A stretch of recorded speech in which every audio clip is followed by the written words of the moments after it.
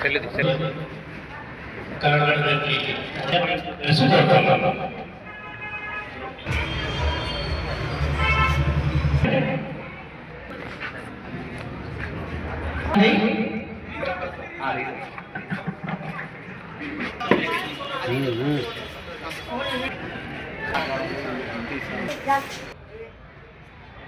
ఈరోజు ఒక ముఖ్యమైనటువంటి కార్యక్రమం గురించి ఈరోజు మనం కలుసుకున్నాం.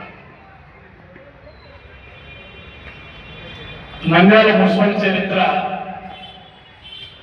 ఒక 120 సంవత్సరాలకు పైబడి ఉంది.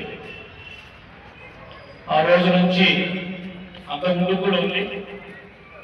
మున్సిపాలిటీ చరిత్ర పుట్టినప్పటి నుంచి ఒక 3 తరాలు 4 తరాల వరకు నంద్యాలకు ఆయుపట్టుగా ఉన్నటువంటి ప్రాంతం ఏదైనా ఉందంటే బయోమల్ స్ట్రీట్, బంగారు వీధి, బంగారంగల వీధి.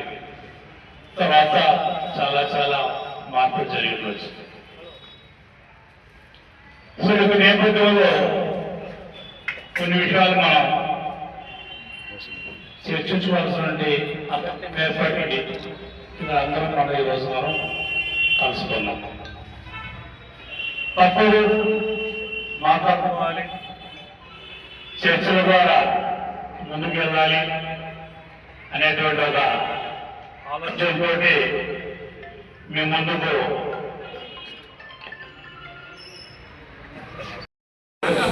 కొంచెం ఓపికతో సుదీర్ఘమైన కూడా, ఎందుకంటే ఎంతోమంది జీవితాల సభైనటువంటి అంశం కాబట్టి కొంచెం ఓపికతో తరలిసి అనుకుంటున్నాను.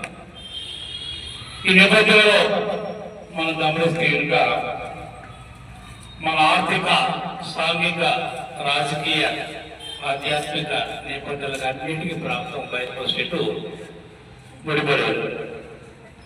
అటువంటి ప్రాంతాన్ని 100 సంవత్సరాల కిందట ఎలా ఉంది, 50 సంవత్సరాల కిందట ఎలా ఉంది, 10 ఏళ్ళ కిందట ఎలా ఉంది, ఈ రోజు ఎలా ఉంది, ఇంకొక 10 ఏళ్ళ తర్వాత, 20 ఏళ్ళ తర్వాత ఎలా ఉండాలి అనేటువంటి విషయం గురించి మాట్లాడుకోవడానికి ఈరోజు మనం కూడా కలుసుకున్నాం.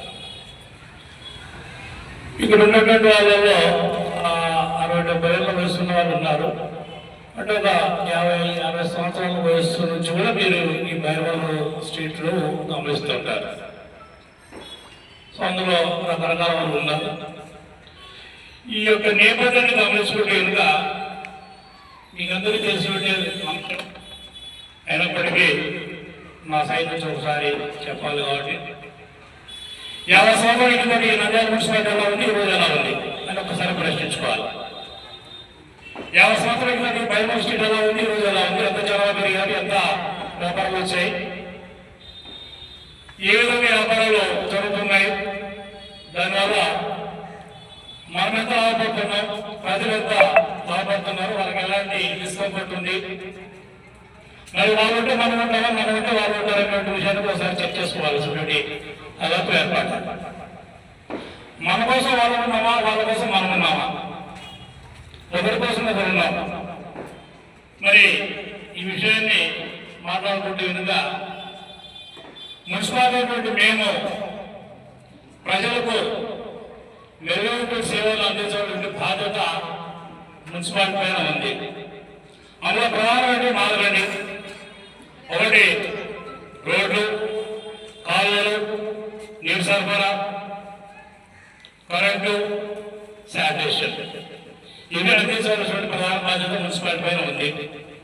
ఈ క్రమంలో చేసే క్రమంలో గమనిస్తే బైరవల్ స్ట్రీట్ కండిషన్ ఇప్పుడు ఎలా ఉంది, అలాగే ట్రాఫిక్ పోలీసులు వచ్చారు, వాళ్ళు కూడా సలహాలు చెప్తారు, మీలో కూడా చాలా మంది ఉన్నారు. ఇప్పుడు పీక్ అవర్స్ పరిస్థితి ఎలా ఉందో ఒకసారి గమనించుకుంటే కనుక అన్ని విషయాలు బాగుంటాయి. అయితే చివరి అల్టిమేట్ గోల్ ఏంటి, అసలు ఇంతమంది ఈరోజు పిలిచే ఎందుకు ఏంటి అనే విషయం గమనించుకుంటే కనుక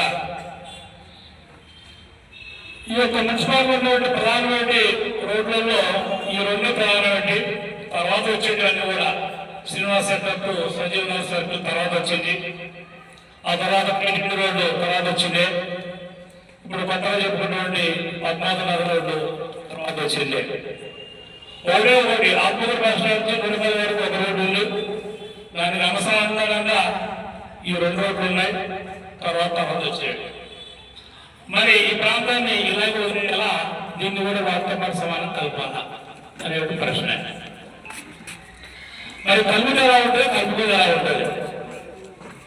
అందరూ మేము సేకరించుకొని వచ్చాం. అందరితో పాటు మేము ఉండాలి, అందరితో పాటు మేము ఉండాలి, అందరూ మేము ఉండాలి అంటున్నారు. ఈ నేపథ్యాన్ని పెట్టుకుంటే బయోమాస్ స్ట్రీట్ విస్తీర్ణత అనేది కావాలి అనేటువంటి ఆలోచన అయితే అందరిలో వచ్చింది. ఇది మీకు కూడా తెలుసు. బయోమాస్ స్ట్రీట్ వైరింగ్ చేస్తే మంచిగా ఉంటుంది అని చెప్పేసి తెలుసు. కాబట్టి ఒకసారి కన్సల్టేషన్ ప్రాసెస్లో ముందుకెళ్ళాలని మన ఆలోచన. సో అజెండా బయోమాస్ స్ట్రీట్ విస్తీర్ణత ఎలా చేయాలని ప్రశ్న. అందులో అన్ని విషయాలను అవగాహనటువంటి వాళ్ళు మీలో కొంతమంది, అందరు కాదు కానీ కొంతమంది అనుభవం ఉన్నవాళ్ళు, ఆలోచన ఉన్న వాళ్ళు చెప్తే ఇంకా ఈ వాయిస్ ఎంత కూడా రికార్డ్ చేస్తాం. బయోమాస్ స్ట్రీట్ విస్తీర్ణత అనేది క్లియర్. ఇప్పుడు ఏంటంటే స్ట్రీట్ సర్వే ప్రకారం కావచ్చు, ఇంకోటి కావచ్చు, కల్పనా సెంటర్ నుంచి షవరన్ హాస్పిటల్ ఆర్ జగజ్జీవన్ స్టాచ్యూ వరకు ఒక్కసారి మన కింద రోడ్డు ప్రాంతం చూసుకుంటే వెళ్ళిపోతే ఇంకా 20 అడుగుల నుంచి 40 అడుగుల వరకు ఉంది. సో ఈ రోడ్డు విస్తృత జరగాలి.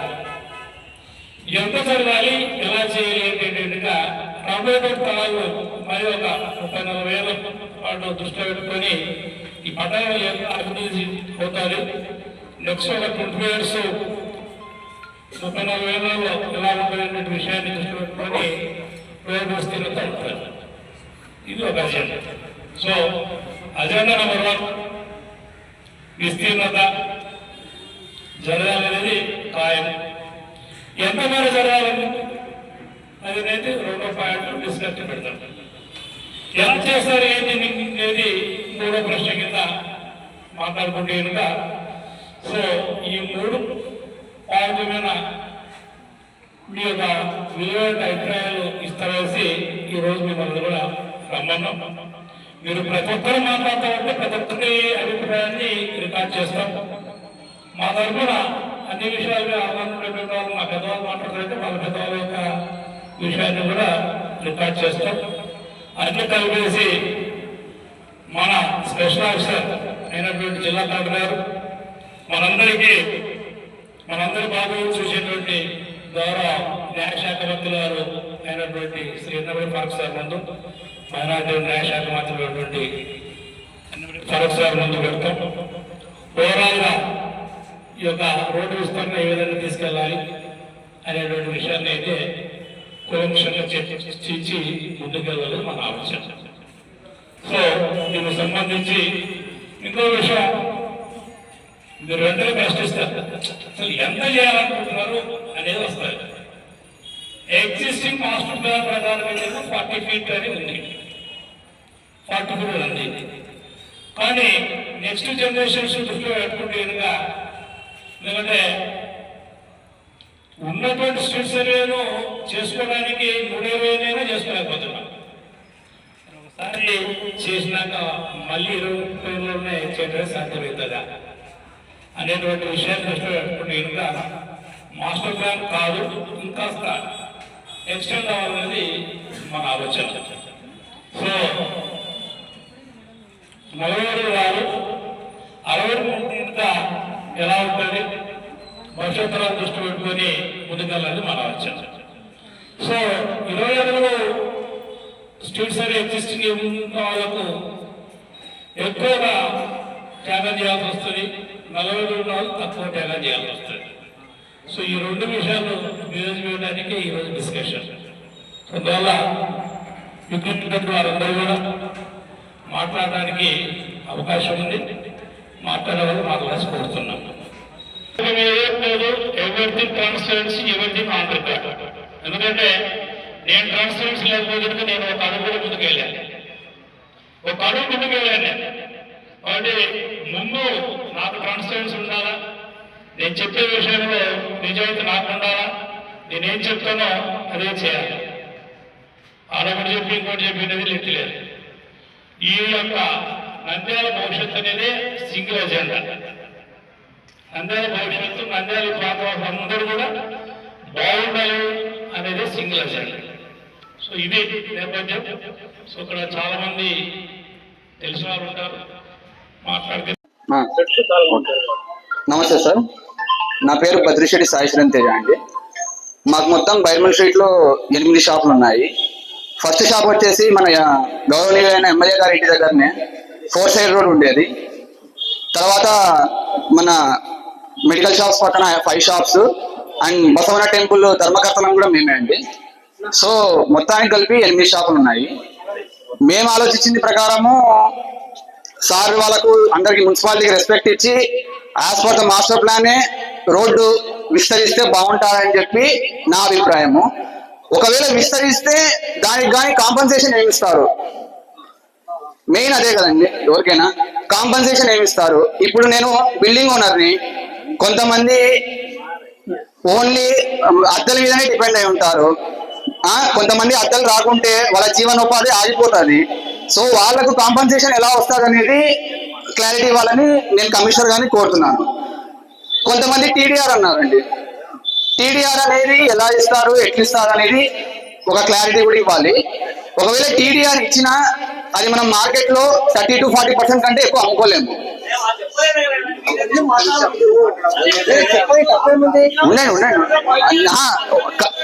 టీడీఆర్ కాంపన్సేషన్ చెప్తున్నానండి, టీడీఆర్ కాంపన్సేషన్ అనేది న్యాయం కాదంటున్నాను.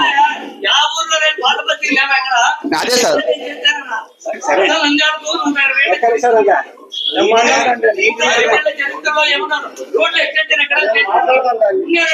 సో దాని మీద క్లారిటీ, మెయిన్ కాంపన్సేషన్ మీద ఎలా క్లారిటీ ఇవ్వాలో కొద్దిగా తెలియజేయాలని. నమస్తే సార్, నా పేరు ఆనంద్ కుమార్ అండి. హలో సార్, నమస్తే సార్.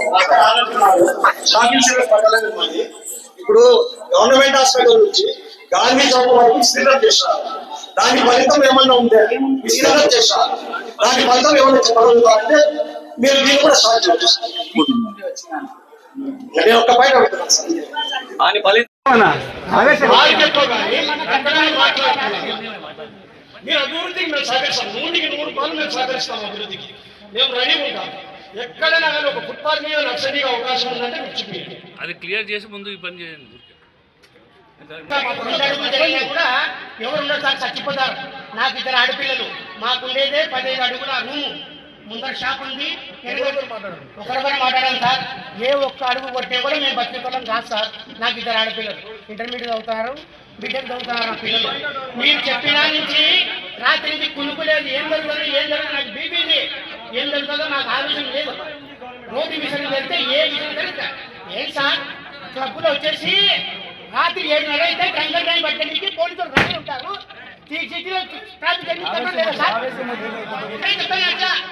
ఒక్క ట్రాఫిక్ పోలీస్ అయినా వచ్చి నిలబడతారా? అవునా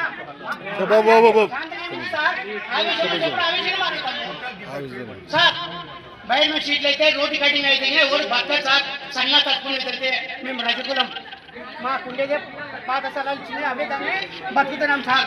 మేము ట్రాఫిక్ పోలీసు సమ్మలు పెట్టారా అయితే 6-3 చోట్ల పెట్టేదా సార్? లేదు సార్. సరే, బయట చౌకుల మీద రోడ్డు కటింగ్ చేశారు. ఏం చేయడానికి వెనకాల చేపలు బాడ కిందికి చేశాను. మీరు అలా డైలీ 300 ఇస్తావా, 400 ఇస్తావా? కొద్దిగా స్టేట్ గవర్నమెంట్ అడగండి సార్. మాట్లాడితేనే పెద్దమంది సార్. మేము పెట్టిందే అందరి అభిప్రాయం కోసం పెట్టండి. మీరు గంట కాదు 2 గంటలు కాదు, ఈ రాత్రి అంతా వస్తుంటే కూర్చుంటాం. కానీ విషయం ఏంటంటే మీ అభిప్రాయం చెప్పండి, కానీ మీ ఎమోషన్ అవుతున్నారు. టేబుల్స్ ఉన్నాయా? టేబుల్స్ కొట్టడాలు ఇట్లాంటి అది కాదు. మీరు చెప్పిన ప్రతి విషయానికి నేను ఉపయోగిస్తాను. నేను ఒక్క ఫుట్పాత్ గాడి రండి సార్, ఇప్పుడు కూడా బాగుంది రండి, నడుచుకుంటా పోదామండి. ఆనంద్ కుమార్ సార్. ఫుట్పాత్ మీద అందరికీ సమపాలుగా జరగాలనేదే నా ఉద్దేశం. బైర్మన్ స్ట్రీట్ నాది జగజ్జీవన్ రావు బొమ్మ దగ్గర నా ఇల్లు. ముందు నా చిన్నప్పటి నుంచి చూస్తున్నాను. జగజ్జీవన్ రావు బొమ్మ కాడి నుంచి కల్పనా సెంటర్ వరకు ఉండే ట్రాఫిక్ అనేది రూల్స్ అనేది ఒకటి ఉన్నది. ఆ రూల్స్ అనేది కొన్ని ఏళ్ళుగా లేనందువల్ల ట్రాఫిక్ అంటున్నారు. అక్కడి నుంచి వచ్చే వెహికల్ ముందు అక్కడనే ఆపేసినారంటే ట్రాఫిక్ కంట్రోల్ అవుతారు. ఇప్పుడు నాది ఎక్కువ వాళ్ళకి తక్కువ లేదు, అందరికీ సమపాలగానే ఉంటుంది. ఎవరి బాధ వాళ్ళకు ఉంటుంది, ఎవరి పెయిన్ ఎవరికి ఉంటుంది. ఉండేది కొంచెం పోతుంది, లేనుంది అంతా పోతుందంటే వాని బాధలు కూడా లోపల నేను తలుచుకోవాలనేది నా ఉద్దేశపూర్వకం. అక్కడి నుంచి ఇక్కడ దాకా ముందు రూల్స్ అనేది కొంచెం పాటించేసి రోడ్డు ఆ నుంచి ఎన్ని అడుగులు ఉంది, ఈ కల్పన కూడా ఎన్ని అడుగులు ఉంది అనేది ఒకటి సూచన ఫస్ట్ ఆఫ్ ఆల్ తీసుకురండి సార్. దాని తర్వాత ఏమంటారు బ్రదర్, ఎంక్రోచ్మెంట్ వచ్చినవి ముందు ఫస్ట్ ఆఫ్ ఆల్ తొలగించండి. ట్రాఫిక్ రూల్స్ను కొంచెం పాటించండి. పాటించిన తర్వాత మీరు ఎంతకు ఇస్తారని అనేది మాకు సూచన ఇవ్వండి. ఇచ్చిన తర్వాత మీరు ముందుగానే 60 అడుగులు అనే తలకు చచ్చిపోయిన వాళ్ళు కొంతమంది ఉన్నారు. ఇప్పుడు అంత ఎమోషన్లు ఉన్నారు. ఆడపిల్లల పెళ్లి చేయాలనే ఆలోచనలో కొంతమంది ఉన్నారు. అమ్మా నాన్న పోయిన తర్వాత మా అమ్మ నాన్న ఇచ్చినది 8 అడుగులు 10 అడుగులు ఇచ్చినారు. అది ముందులేని బాధపడ్డాడు ఒకడు, వాడు అది కూడా పోతే రోడ్డు మీద పడతాడు. వాని టెన్షన్ ఒకటింది. దాని మీద అందరి ఉద్దేశాలను విధానంగా పరిష్కరించి ఎంతవరకు అనేది సూచన మీ అందరి దగ్గర తీసుకున్న తర్వాతనే దాన్ని పాటించాలనేది నా ఉద్దేశం.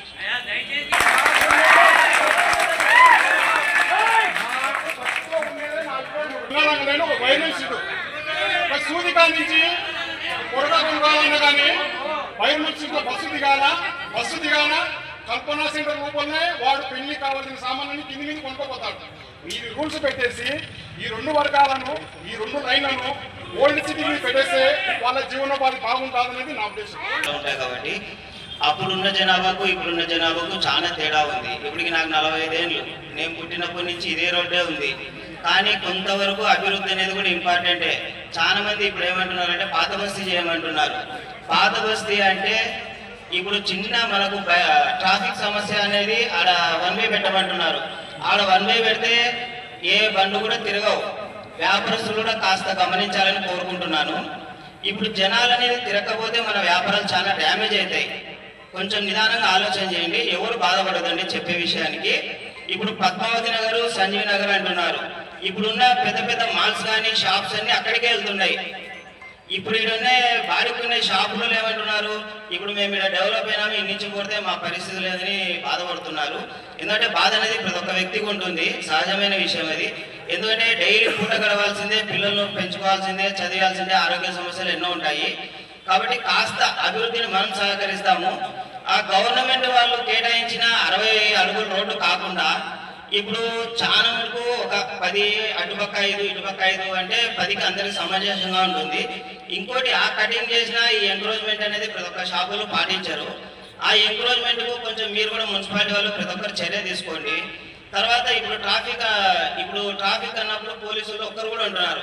ఈ బైర్మన్ స్ట్రీట్లోనే శశి మెడికల్ కానీ ఎన్నిసార్లు బ్లాక్ అయినప్పుడు స్వతహాగా నేనే ఒక 10 సార్లు ట్రాఫిక్ కంట్రోల్ చేసి ఉంటాను. మీరు అక్కడ శశి మెడికల్ దగ్గర అడిగినా చెప్తారు విజయ్ అంటే ఏమనేది. కాబట్టి ఈ సమస్యలు ఉన్నప్పుడు మీరు అనుకుంటున్నారు ట్రాఫిక్ ఉంది కాబట్టి మేము పలగొట్టాలని. ఆ ట్రాఫిక్ అనేది కంట్రోల్ చేయలేక మేము బాధపడుతున్నాము. ఆ ట్రాఫిక్ కంట్రోల్ చేస్తే మాకు కూడా ఇంత రోడ్డు విస్తరణ కాకుండా కూడా సరిపోతుంది. అది ఇప్పుడు 60 అడుగులు అంటున్నారు మీరు. 60 అడుగులు కానీ మాకు 10 సింపుల్ అయిపోతేనా మీ కోరిక తిరుగుతుంది, మా కోరిక నెరవేరుతుంది. మీ ఇప్పుడు గమికిన మీరు ఇట్లా అంటారు, చిన్న వ్యాపారస్తులు చాలా డ్యామేజ్ అవుతారు. నేను అందరికి వ్యాపారస్తులు చిన్న మనవి నాకు, ఇప్పుడు మన వ్యాపారాలు డెవలప్ కావాలంటే కాస్త రోడ్డు విస్తరణ అయితే గ్యారెంటీ కావాల్సిందే. ప్రతి ఒక్క షాప్లో ఇంతకుముందు సైకిల్ అనేది ఉంటుండే ఓనర్కు. ఇప్పుడు ప్రతి ఒక్కరికి బండ్లేనే, గుమాస్తాలో బండ్లేనే. ఒక్కొక్క షాప్ కూడా మనమే 2 బండ్లు పెడుతున్నాము. ఇప్పుడు ఇంకొకటి, ఈ సమస్యలు ఎందుకు వస్తున్నాయంటే భూమానారెడ్డి హయాంలో మెయిన్ రోడ్లు చేసినారు. ఈ నుంచి మార్కెట్ నుంచి నూనెపల్లి వరకు రోడ్డు విస్తరణ చేసి ఫుట్పాత్ బిగించినారు. ఈ మున్సిపల్ అధికారులు మార్కెట్ దగ్గర ఉన్న బండ్లను ఎందుకు చేయలేకపోతున్నారు? ఆ సమస్య ఎందుకు మీ దృష్టికి రావడం లేదు? ఇప్పుడు ఆ విధంగా మీరు క్లియర్ చేసింటే ఇప్పుడు ఈ నుంచి పోయే బండ్లు కూడా చాలా వరకు తగ్గుతాయి. ఇప్పుడు అవి ఎందుకు చేయలేకపోతున్నారు అందరూ మీరు చేయాలని కోరుకుంటున్నారు. ఒక్క అడుగు పోతే చచ్చిపోతాం, అట్లనే పరిస్థితి. సార్ ఏం రంగయ్య సార్, రంగయ్య 3/150 బైమసి 3/150 బైమన్సీ. ఓనరా మీరు షాపు ఓనరే.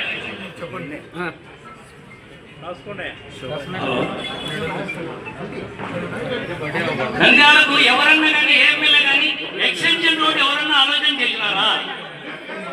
ఎంతసేపు ఉందా బైమన్సీ టు మెయిన్ బజారు అదే తప్ప వేరే ఎక్స్టెన్షన్ రోడ్ ఆలోచన చేసి ఆ ఎక్స్టెన్షన్ రోడ్ వస్తే ఈ ట్రాఫికే ఉండదు. పోతే ఇంకొకటి నంద్యాలలో ఓల్డ్ సీట్లు లేదు, వేరే ఊళ్ళో ఎక్కడ ఓల్డ్ సీట్లు లేవా? ఎక్కడ ట్రాఫికే లేదా? ఏం కర్నూలు లేదా, హైదరాబాద్ లేదా, మద్రాసు లేదా, బాంబే లేదా? ఎక్కడైనా ఓల్డ్ సీట్ లేదా? ఓల్డ్ పోలీస్ స్టేషన్ ఉన్నాయా నంద్యాలలో? ఓల్డ్ సీట్ ఇచ్చిపెట్టండి. ఒకవేళ ఆయన చెప్పినట్టు వ్యాపారాలు జరగలేదంటున్నారు, ఆ రోడ్డు ఆ టైం వచ్చినప్పుడు అవే జరుగుతాయి. ఏం విజయవాడ ఓల్డ్ సీట్లో వ్యాపారాలు జరగడం కదా? ఎక్స్టెన్షన్ రోడ్ ఆలోచన చేయండి. పోతే ఇంకొకటి మున్సిపాలిటీ వాళ్ళు చేయాల్సినట్టు ఎన్ని ఉన్నాయి తెలుసా? First one way traffic control చేయించండి దయచేసి. పోతే ఒప్పుడు వాళ్ళు విపరీతంగా ఉంటున్నాయి, దాన్ని కంట్రోల్ చేయించండి. తోపుడు బండ్లు పోతే షాపుల దగ్గర వాళ్ళ ప్రెమిసెస్ దాటి దాదాపు 2 అడుగులు 3 అడుగులు ముందుకి వాళ్ళ సామాన్లు పెట్టుకుంటారు, అవి కంట్రోల్ చేయించండి.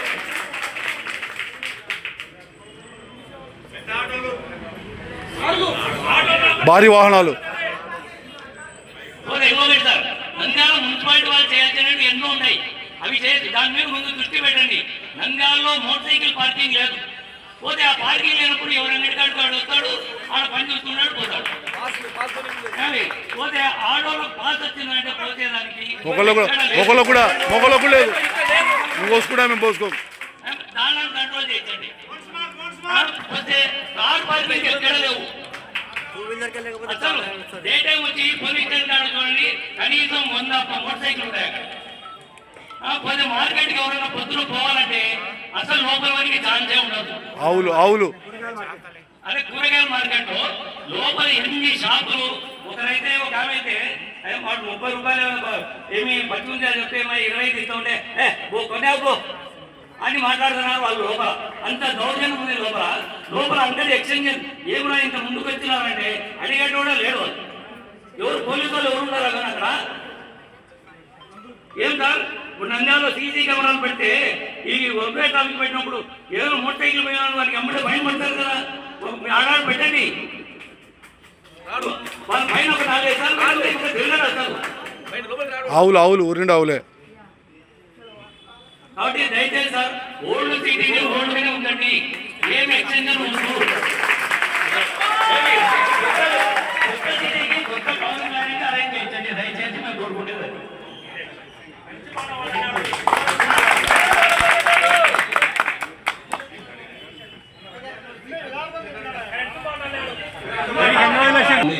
బైమన్ స్ట్రీట్ వ్యాపారస్తుల కలిగి నాదొక విన్నపం సార్. సిటీ డెవలప్ కావాలని అంటున్నారు, మీరు ఖచ్చితంగా చేయండి, డెవలప్ చేయాల్సిందే. కానీ ఏ విధంగా చేస్తారు? 60 ఫీట్ రోడ్ అనేది చాలా మంది లాస్ అవుతారు. గతంలో కరోనా సమయం నుంచే చాలా వ్యాపారాలు జరగడం లేదు. షాపులు ఎట్లా ఉన్నాయంటే రోజు పోనీ కాని పరిస్థితులు ఉన్నాయి. కరోనా సమయంలో ఉన్నప్పుడు నుంచి ఇప్పుడు వరకు ఎన్ని షాపులు ఉన్నాయంటే ఇంతవరకు ఎవరు కోలుకోలేని పరిస్థితిలో ఉన్నారు.